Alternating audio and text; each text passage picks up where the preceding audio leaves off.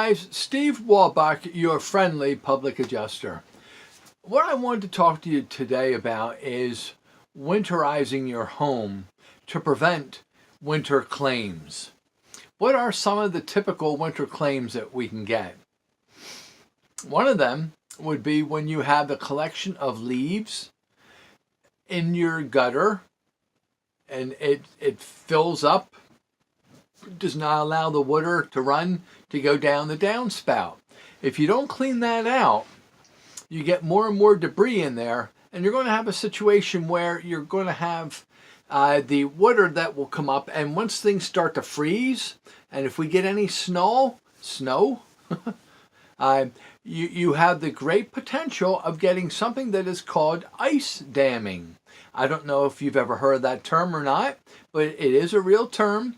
It is something that causes damage to your roof, to the soffit, to the fascia board, and it's just something that could be avoided.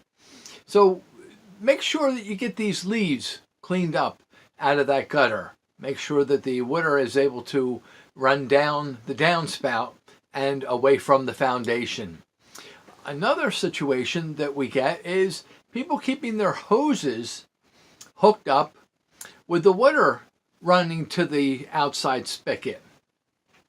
Unless you have one of those frost-free spigots, I guess we'll call it, you have a situation where because you're running water to that point outside the home, now you're exposed to those outside elements, and you're going to have a situation that you can have freezing. That pipe will freeze. You won't have a problem when it first happens because it will be frozen. That's right. But then when we start to get towards spring of 2019, you're going to have the situation where it will, as it's thawing, now you're going to get water in the basement. Not a good situation. And if that pipe has burst, it's going to run and run and run, and you better hope that you're home at the time and you'll hear it running. If not, you could end up with quite a bit of water. That is known as a frozen pipe.